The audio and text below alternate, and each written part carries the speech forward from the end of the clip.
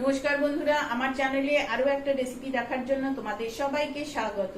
তাহলে আজকে আমি তোমাদের সাথে কি রেসিপি শেয়ার করছি সেটা দেখতে হলে আমার ভিডিওটা শেষ পর্যন্ত দেখার অনুরোধ রইল।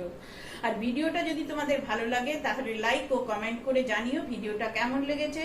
আর ভিডিওটা দেখার পর অবশ্যই চ্যানেলটাকে একটু সাবস্ক্রাইব করে নিও, যাতে সবার প্রথমে তোমরা এই ভিডিওগুলো আমার দেখতে পাও। তাহলে চলো শুরু করি আজকে এই সুন্দর রেসিপি।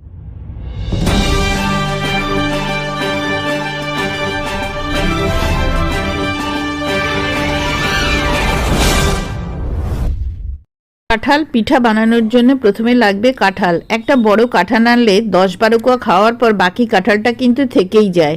আর সেই কাঁঠালটা দিয়ে আজকে আমি এই কাঁঠাল পিঠাটা বানাবো। দেখো, কাঁঠালটাকে আমি পরিষ্কার করে নিয়েছি, ভেতরে দানা আর ভেতরের যে শাঁকটা কালো মতো থাকে সেটাকে ফেলে দিয়েছি। দিয়ে এবারে এই কাঁঠালগুলোকে আমি একটা মিক্সিং জারের ভেতর নিয়ে খুব স্মুথ একটা পেস্ট বানিয়ে নেব, যেন কোনো কাঁঠালের মানে বড় কোয়া না থাকে। দেখো, একদম এরকম পেস্ট হবে। এবার তোমাদের বোঝার সুবিধার জন্য আমি এখানে একটা কাপ নিয়ে নিয়েছি। এই কাপের 1 কাপ আমার কাঁঠালের পাল্প লাগবে। একটা কড়াই নিয়ে এখানে 1 কাপ মতো জল দিয়ে দিলাম, এটা বড় কাপ।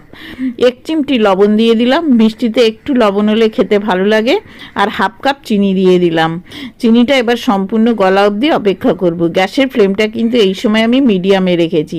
যখন চিনিটা সম্পূর্ণ গলে যাবে তখন সেই কাঁঠালের পাল্পটা দিয়ে ভালো করে মিশিয়ে নিতে হবে। আর এটার সময় কিন্তু গ্যাসের ফ্লেম আমি একদম মিডিয়ামে করে রেখেছি। যখন খুব ভালোভাবে জলের সাথে পাল্পটা মেশানো হয়ে যাবে কাঁঠালে, তখন এখানে 3/4 কাপ মতো আমি সুজি নিয়েছি। যে কোনো সুজি নিলেই হবে, একবারে সবটা সুজি দেওয়া যাবে না, অল্প অল্প করে দিতে হবে আর নাড়তে হবে। আমার চ্যানেলে 500-এরও বেশি রেসিপি শেয়ার করা আছে। তোমরা যদি সহযোগিতা করো তাহলে আমি আমার চ্যানেলকে আরো এগিয়ে নিয়ে যেতে পারবো।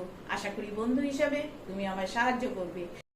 সবগুলো সুজি দেওয়া হয়ে গেছে। এবার এটাকে অনবরত নেড়ে নেড়ে একেবারে একটা ডো মতো বানাতে হবে। এইটা করতে আমার 6 থেকে 7 মিনিট মতো সময় লেগেছে। আর 1 চামচ মতো ঘি দিয়ে দিলাম।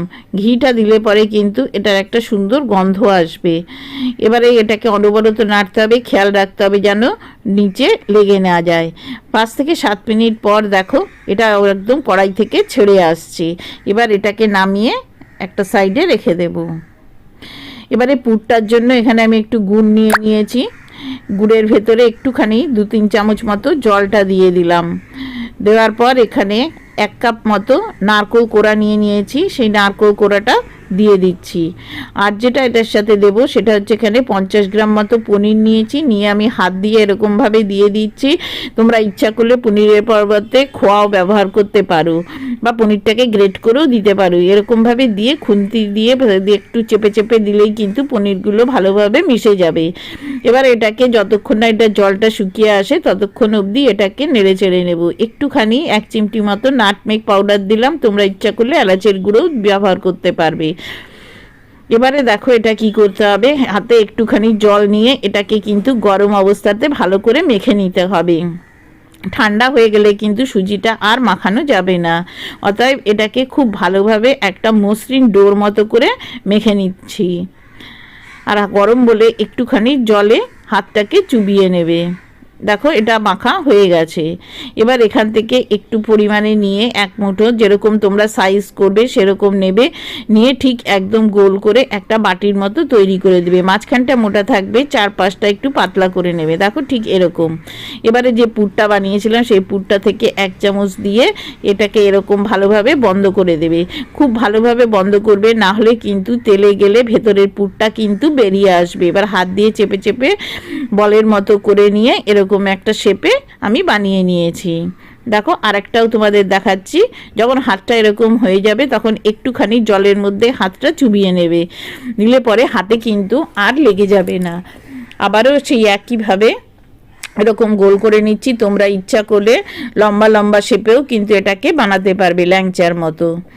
মাঝখানে পুরটা দিয়ে এরকমভাবে এটাকে বন্ধ করে নেবে, নিয়ে একটু ঘুরিয়ে গোল করে একটু স্লাইড চেপে দেবে। দেখো এইভাবেই আমি সবগুলো তৈরি করে নিয়েছি। এবারে তেলটা গরম হয়েছে কিনা, তেলটা কিন্তু মিডিয়াম গরম থাকবে, খুব বেশি কিন্তু গরম হবে না। দেখো তেলটা আমার মোটামুটি গরম হয়ে গেছে, এবার এটা তুলে নিচ্ছি। নিয়ে এবারে যেহেতু এখানে আমার কড়াইটা ছোট, আমি দুটো দুটো করে ভাজছি। দেখো একদম কিন্তু তেল বেশি গরম নেই, দেখেই বুঝতে পারছো, ঠিক এইরকম গরমে দেবে। বেশি গরম হয়ে গেলে কিন্তু সুজি কিন্তু একদম ছেড়ে আসবে, তেলের সাথে মিশে যাবে। দেখো ঠিক এরকম লাল লাল করে ভেজে নিতে হবে, খুব বেশি লাল করে ভাজার দরকার নেই, এরকমভাবে ভেজে নেবে। এইভাবেই আমি সবগুলো পিঠে ভেজে নিয়েছি। একবার হলেও তোমরা এটা বাড়িতে ট্রাই করে দেখো কেমন খেতে হয়, আর বাড়িতে বানালে পরে কেমন খেতে হয়েছিল সেটা জানাতে কিন্তু ভুলো না। আর ফেসবুকে আমার দুটো পেজ আছে, ফান কুকিং উইথ বন্যা এবং বাঙালির রান্নাঘর, যেখানে গেলে তোমরা এই রেসিপিগুলো সব পেয়ে যাবে। এর লিঙ্ক আমি নিচের ডেসক্রিপশানে দিয়ে দিয়েছি। আর এরকম নিত্য নতুন রেসিপি দেখার জন্য অবশ্যই আমার চ্যানেলকে সাবস্ক্রাইব করে বন্ধু হওয়ার অনুরোধ রাখলাম। দেখলে তো বন্ধুরা আজকের এই রেসিপিটা বানানো কত সহজ। আর রেসিপিটা যদি তোমরা বাড়িতে বানাও তাহলে কেমন খেতে হয়েছিল তা কিন্তু আমাকে জানাতে ভুলো না। আর পুরো রেসিপিটা আমার সাথে দেখার জন্য তোমাদের সবাইকে অসংখ্য ধন্যবাদ। Thank you.